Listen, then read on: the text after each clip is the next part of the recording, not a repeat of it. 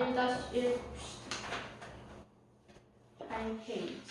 지금 계속 수행 평가하고 있어? 아니요. 어머. 국어 아직 순서가 안 나오고. 근데 진도를 이렇게 안 나갔다고? 이제 산수나 처음 들어갔다고? 네. 아, 이때까지 문법했어 그러면?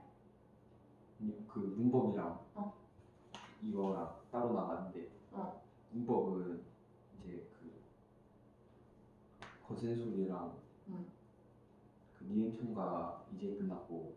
아니 그럼 이 지금 1-1단원 나간 선생님은 이때까지 진도를 이론밖에 안 나갔어? 그 뭐야? 다른 거 설명하고 그 무슨 뭐 모의고사나 이런 것들에 많이 빠져가지고. 아 그래서 그러면 지금 8페이지, 9페이지에 있는 이런 거 설명도 다 하셨어? 이건 다 했어요. 그러면은 1-1 하기 전에 이론을 조금 보고 가야겠네. 자, 8페이지 문학의 형성화 방법이라고 되어 있어. 자, 여기서 문학의 구성 요소 이런 것들 같은 경우에는 그냥 기본적으로 이제 구성되는 요소야. 내용은 작가의 경험이나 생각, 감정 등이 문학의 내용이 된다. 작품이 전달하는 주제의식, 가치관, 세계관과 관련이 있다. 그래서 그러한 것들이 이제 내용에 묻어나오고 형식은 문학의 갈래와 구조 등을 가리킨다. 일단 자체가 서정, 서사, 교술 이렇게 나뉘지. 그래서 오늘 할 1-1이 서정 갈래. 자, 문화적 사회적으로 형성된 문학 고유의 체계와 관습을 소재로 하고 표현법, 문학적 기법, 비유나 상징, 그치? 비유나 상징과 관련된 표현 방식은 9페이지 5번에 잘 정리되어 있네. 그래서 발상의 참신함, 창의적 표현 방법 등을 통해 작가의 개성을 드러낼 수가 있다. 문학작품의 유기성 이런 것들을 읽어보면 되고 자 그럼 오늘 할 서정갈래의 이해라고 되어 있어. 그럼 서정갈래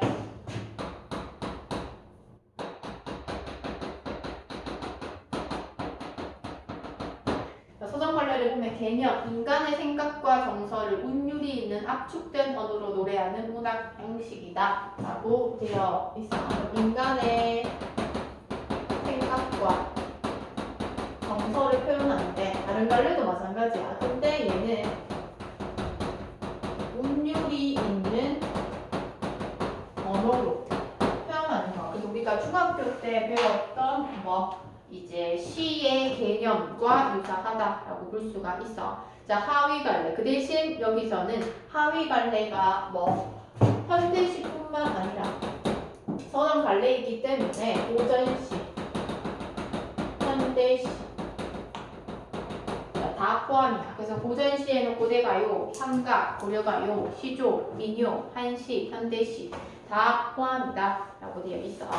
자, 그러면서 시의 특징 운율이 없는 언어를 사용해서 음악성을 형성하며 함축된 언어로 압축된 의미를 표현한다. 그래서 우리가 운율이 있다라고 하면 보통 반복되는 걸 얘기하지. 그래서 음악성 그리고 함축적 언어 그러면서 시적 화자가 등장해서 화자가 처한 상황, 인식과 정서, 태도 등을 통해 주제의식 형상화 그리고 마지막에는 이제 비유, 상징, 단어, 역설 등 다양한 표현 방식 감각적으로 형상화한 심상 그리고 총 6가지 심상과 관련해서 제시가 된다. 그 정도 체크하면 되고 자 그럼 9페이지에 여기서 얘기하는 운율 한번 보면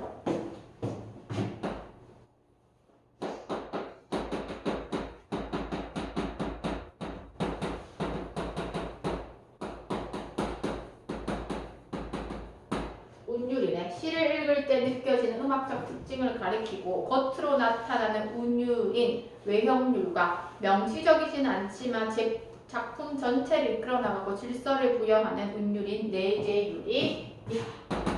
외형률, 내재율 이런 것들이 있다라고 보고 그리고 여기서 이제 중요한 건 운율 형성 방법이야. 같거나 유사한 음문, 음절, 시어, 식구, 문장 구조, 반복, 일정한 글자 수나 음보수의 반복. 그러면 우리는 일정한 글자 수의 반복을 음수율이라고 얘기를 하고 음보의 반복을 우리는 음보율이라고 얘기하지. 의성어나 의태어의 사용이 드러난다 라고 얘기를 하는 부분. 그래서 여기서는 문주를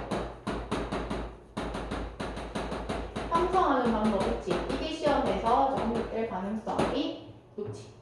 됐나? 그거 외에도 수미상관, 철연과 끈연이 일치하는 것도 우리는 음률 형성 요소로서 제시가 된다. 그래서 형성 방법이 중요해. 그다음 두 번째 화자.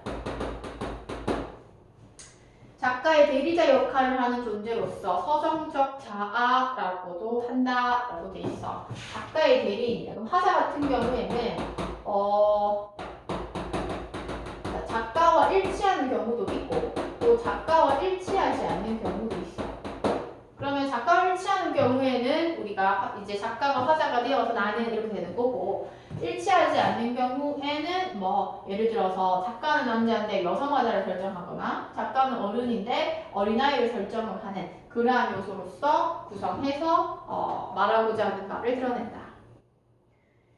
자, 그 다음 두 번째, 주제의식을 효과적으로 구현하기 위해 시상을 이끌어가는 역할. 작가의 가치관, 세계관 등이 시적 화제의 태도나 정서에 반영되어 작품의 주제를 드러내고 소설의 서술자처럼 어떤 상황이나 사건을 알려주고 작가가 표현하고자 하는 감정이나 느낌, 정서를 전달한다. 이렇게 되어 있어. 세 번째, 자, 세 번째는 심상. 심상과 관련해서는 감각에 의해서 획득한 현상이 마음속에 재생되는 것을 가리킨다 라고 얘기를 하지. 우리가 심상의 종류하면 우리는 시각, 청각, 촉각, 미각, 후각 이런 단심상, 그치? 플러스 그리고 좀 어렵게 나오면 이제 공감각적 심상. 공감각적 심상 같은 경우에는 어떻게 두 가지 이상의 심상이 드러나서 전이 되는 것을 우리는 공감각적 심상이다라고 얘기를 하지. 그래서 공감각적 심상이 시에서 드러나면 시험에서 언급될 가능성이 높다. 푸르다라고 하는 시각과 동소리라고 하는 청각 이렇게 구성이 되어 있지. 그럼 원래 표현하려고 하는 것을 청각, 그 다음에 이 동소리를 푸르다라고 얘기했기 때문에 공감각 중에서도 우리는 청각에 시각화가 드러난다. 이렇게 얘기를 하지. 자, 그 다음에 또 중요한 거 5번에 적혀있는 시험에서는 안 나올 수 없는 주요 표현 방식.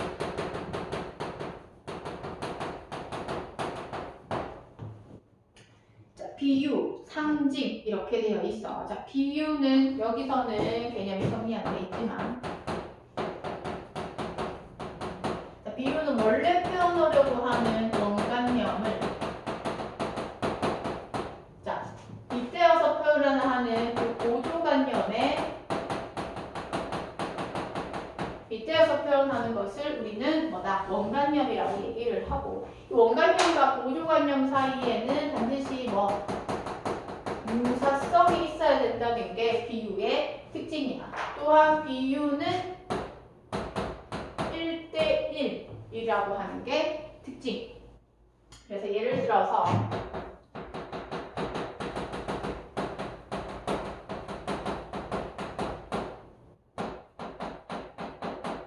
쟁반 같은 얼굴이야. 그러면 얼굴이라고 하는 원관념을 보조관념인 쟁반에 빗대어서 표현을 했구나. 얘네 둘 사이의 유사성은 동일한 거야. 그치? 그래서 그 안에 세 가지가 있대. 자, 비교. 여기는 처럼만 되어 있지만, 처럼이랑 글씨만 되어 있지만 또 뭐 있어? 같이 또는 인양 이런 것들도 지규야. 은유는 A는 B, 이다의 형태로 구성이 되고 의는 사람이 아닌 것을 사람처럼 표현하는 것을 의인이라고 얘기를 하지. 됐나? 자, 그 다음에 상징. 자, 상징은 추상적 사물이나 관념 또는 사랑을 구체적인 사물로 표현하는 방법이다. 이렇게 얘기를 하고 있고, 그럼 상징도 우리가 보면 원관념과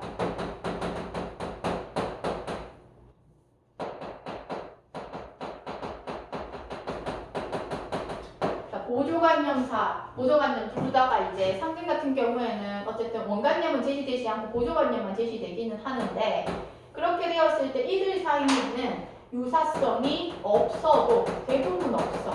있을 때도 있지만 없어도 얘는 성립한다는 거. 유사성이 있을 수도 있고 없을 수도 있는데 대부분 없는 경우도 많아. 그래서 우리는 얘 같은 경우에는 반대로 봤어야 되는데, 보조관념이 하나면 얘는 1대 다의 경우도 있다는 거야. 예를 들어서 해야 소설학 이런 거 있잖아. 여기서의 이 해는 희망이 될 수도 있고 이상이 될 수도 있고 등등 여러 가지의 그런 원관념이지, 그런 것들을 구성한다라고 하는 측면에서 비유와 상징에는 차이가 있고, 유사성이 없는 게 상징이기 때문에 우리가 파악하기가 힘들다라고 하는 거. 만약 외부 지문으로 나왔을 때. 자, 그 다음 밑에 중요한 거 나옵니다. 고등학교에서 중요하게 다뤄지는 거 나옵니다. 세 번째. 세 번째는 방어법이야. 세 번째, 네 번째 있는 게 시험 범위에 들어간다. 시험에 100% 나오는 부분. 전달하고자 하는 생각이나 의도와는 반대로 표현하는 방법. 반대로 표현하는 방법이래. 그러면 우리는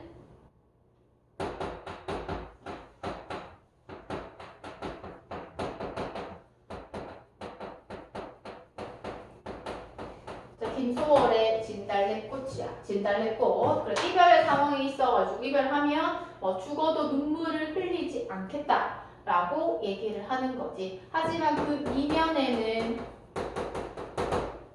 이별을 했기 때문에 뭐를 흘려? 눈물을 흘리는 거야. 네? 눈물을 흘리는데 겉으로는 그 이면과 그 표면적으로 흘리지 않겠다. 정반대로 얘기를 하는 거. 현직권의 운수 좋은 날.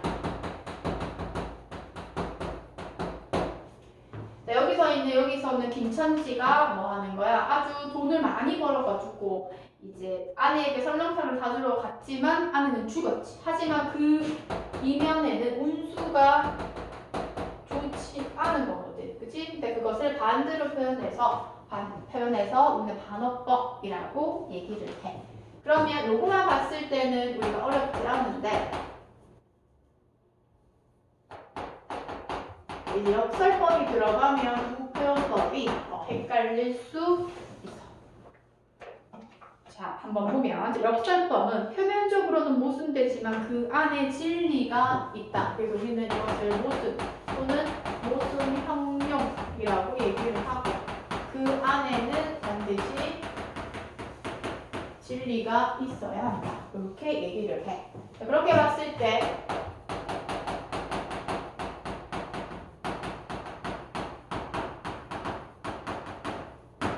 우리가 소리 없는 아무성이라고 하는 거. 그럼 우리가 소리가 없대. 소리가 없는데 아무성은 크게 소리치는 거지. 그렇게 봤을 때 얘는 유치함의 깃발이라고 하는 시인데, 소리가 없는 것과 아우성을 치는 것이 동시에 나타난다는 건 모순된 거야. 그럼 역설이구나 우리가 파악할 수 있는 부분이고, 그 다음에 또 볼 수 있는 것은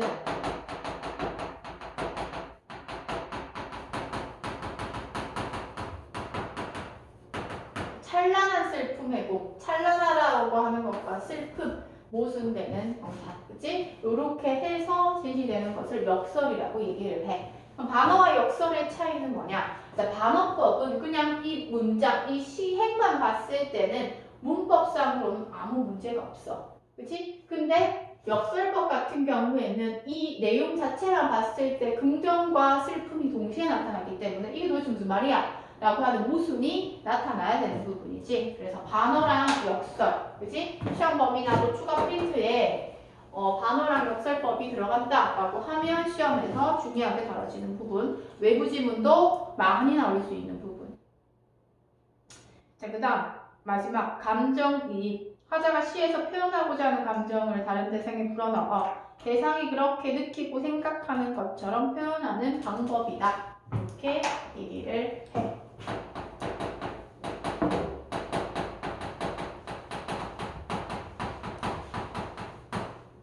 자, 감정이입의 대상은 예를 들어서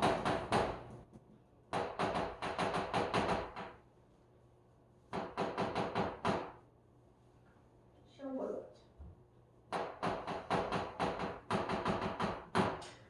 자, 감정이입은 뭐 현대시에서도 나오지만 고전시에서 사실 많이 나오는데 날아가는 새를 보고 새가 지저귀는 것을 보고 새 이렇게 나와요. 그럼 새가 지저귀는 것이 슬퍼서 또는 기뻐서 이야기를 하는 건지 알 수 없지만 화자의 심정이 뭐 하는 것 슬프기 때문에 이 새가 지저귀는 것을 운다라고 얘기를 하는 거야. 이처럼 화자의 정서와 이 대상을 일치시켜서 표현하는 것을 우리는 감정이입이다. 그래서 화자의 정서를 여기다가 이입하는 거.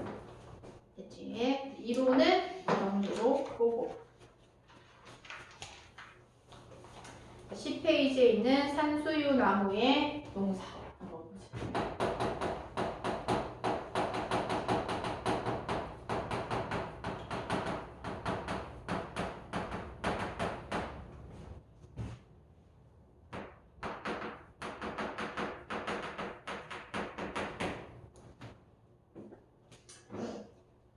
자, 작품 알고 가기부터 갈래, 자유시, 서정시라고 되어 있고 성격, 교훈적, 비판적. 주제는 산수유 나무 그들이 주는 배려와 평안함이래. 신상, 시각이 주를 이루고 비유적인 표현도 드러난데 또 산수유 나무와 인간의 모습을 대조 그리고 운율 형성 요소도 그지 동일한 시어와 식구 반복과 종결어미의 반복까지 나타나 있네. 그래서 11페이지에도 보면 작품의 구성부터 주요 식구의 의미부터 표현상 특징까지 다 정리되어 있지. 이렇게 정리되어 있는 핵심 1, 2, 3은 다 중요한 부분이야. 그래서 외부 지문이 나오더라도 여기 있는 것들과 같이 공통점, 차이점 그런 것들을 고려해서 나오겠지. 됐나? 자, 그러면 산수유 나무의 농사 한번 보자. 여기서는 화자가 산수유 나무를 관찰하는 상태야. 그래서 그 산수유 나무를 보는 상태에 산수유 나무가 노란 꽃을 터트리고 있다. 산수유 나무에 그 노란 꽃 터트리고 있는 그런 부분이야.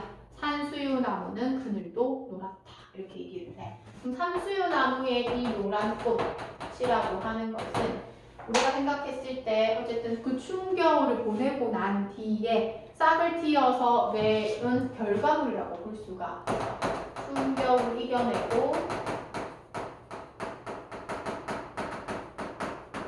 싹 틔우겠지. 싹을 틔워서 얻은 결과물이라고 볼 수가 있고 그래서 산수유 나무는 그늘도 노랗다. 계속 노란 나와 있지. 시각적 힌상 사용하고 있구나. 이렇게 볼 수가 있어.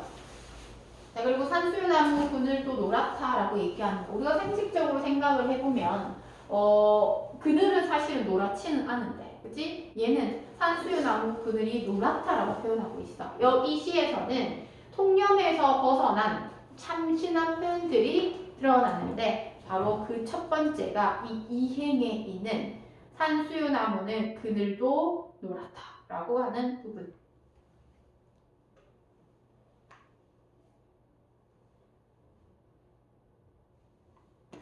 자, 그러면서 마음의 그늘이 옥말려든다고 뭔가 오므라지는 거. 옥말려든다고 불평하는 사람들을 구하라 라고 얘기를 하고 있어. 자, 그럼 여기서는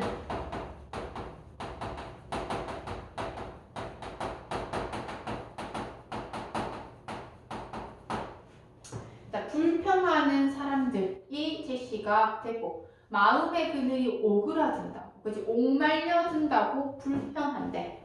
그래서 나무는 그늘을 그냥 들이우는 게 아니다 이렇게 얘기를 해. 그럼 사람들 같은 경우 불평 불만을 많이 한다 라고 하는 건 뭔가 자기한테 이제 이익이 안 되거나 뭔가 다라고 하는 거기 때문에 배려하거나 그런 것들이 없겠지. 그래서 배려하지 않고 이기적인 그러한 사람들의 모습을 제시한다 라고 볼 수가 있어. 자, 그러면서 나무는 그늘을 그냥 들이우는 게 아니다. 그늘 또한 나무의 하나의 농사. 그러면서 산수유 나무가 그늘 농사를 짓고 있다. 그에 비해서 산수유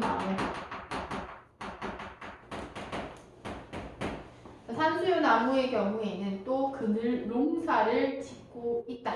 이렇게 얘기를 해. 그러면서 꽃은 하늘에 피우지만 그늘은 땅에서 넓어진다 라고 얘기하면서 산수유 나무 같은 경우에는 이제 꽃이 피면서 그 꽃이 피게 되면 그늘이 조금 더 넓게 드리워지는 모습이야. 그치? 꽃이 필수록 그늘이 더 넓어지겠지.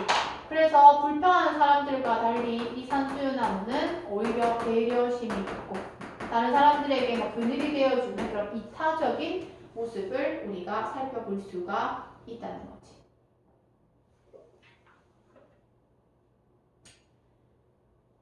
꽃은 하늘에서 피우지만 그늘은 땅에서 넓어진다. 자, 그러면서 산수유 나무가 농부처럼 직유법이야. 농사를 짓고 있다. 라고 되어 있지. 그럼 농부처럼, 이 산수유 나무가 농부처럼 농사를 짓고 있대.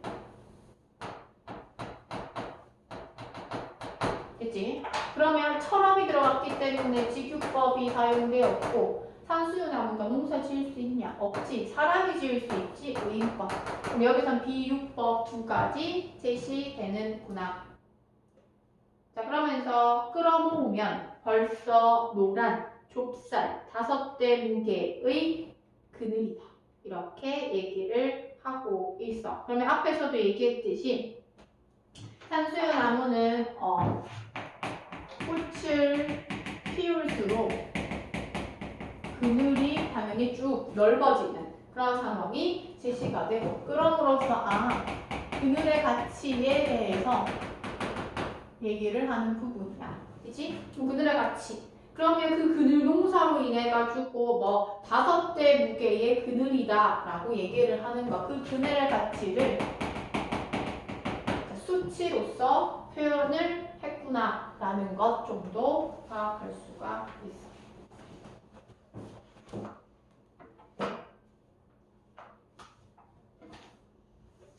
됐지? 자, 그러면서 종결어미는 뭐뭐다 종결어미 반복되고 있구나 정도 파악할 수가 있고 그리고 산수유 나무가 반복적으로 드러나고 그늘도 반복적으로 드러나고 농사 짓고 있다고 반복적으로 드러나네. 그래서 이제 오른쪽에 정리되어 있어.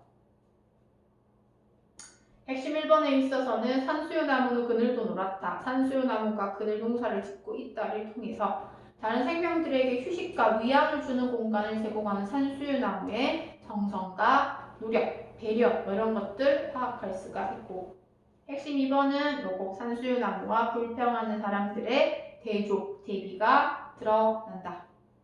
자, 아낌없이 베풀고 배려하는 자연의 모습과 메마르고 인색한 사람들의 모습을 대비함으로써 강조하려고 하는 거 이타적 삶의 태도와 가치를 강조한대. 자, 그럼 여기서는 계속해서 이 산수유 나무의 이타적인 거 제시되지. 외부 지문으로 나올 수 있는 거 뭐냐면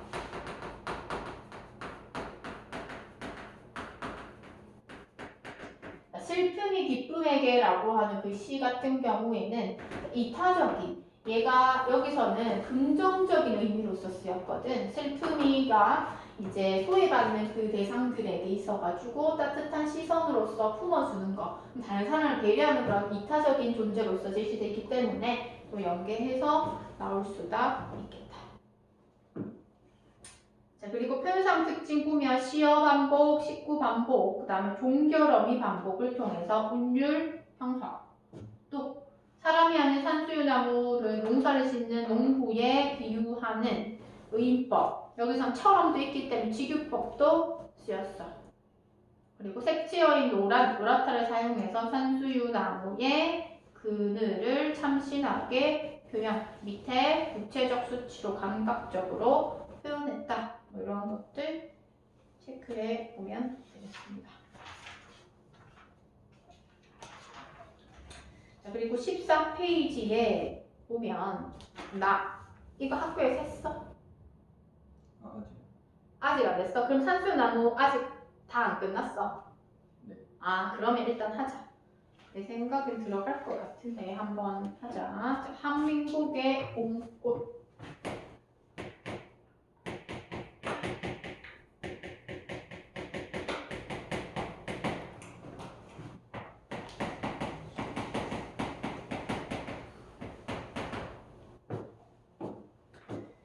자, 얘도 간단한 건데 얘는 그냥 봄꽃의 힘에 대해서 지시하는 시인데 자, 꽃체계로 다가가면 부드러움에 찔려 봐야 될 부분이야.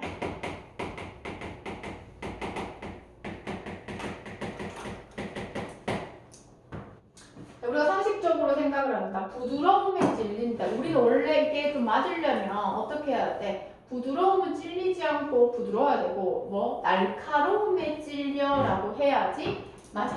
그럼 우리가 배웠던 것 중에서 역설법, 모순형용, 그지? 모순형용이 제시가 되네. 아, 그러면 역설법이 드러나는구나 라고 파악할 수가 있어. 역설법은 모순형용이지만 그 안에 진리가 있어야 된다 라고 얘기를 했어. 자, 그러면 왜 그런지 일단 밑에 다 보고 올라와서 정리를 한다. 자, 빼거나 부은 마음, 금세. 자, 빼거나 부은 마음이래. 그렇다는 것은 삐거나 부은 마음, 삐었다, 마음이 삐었다라고 하는 걸 통해서 너였구나. 그럼 상처를 받았구나 라고 파악할 수가 있겠지. 마음에 상처 받았구나. 금세 환해지고 선해지니. 환해지니, 선해지니 뭐야? 시각이야. 그러면 얘는 그 마음으로 받은 그 상처를 꽃으로 인해서 뭐한테? 치유된다는 거야. 선해진다는 거.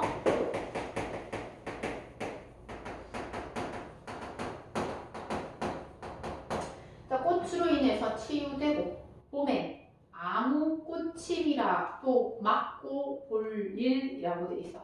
꽃임이라고 되어 있어. 그렇다는 건 꽃에 오히려 그러한 부드러움이 치유하는 힘이 됐다. 이렇게 얘기를 하는 부분이야. 그렇다면 위에 올라가서 다시 부드러움에 찔렸다라고 얘기를 하네. 그러면 겉으로 봤을 때 꽃이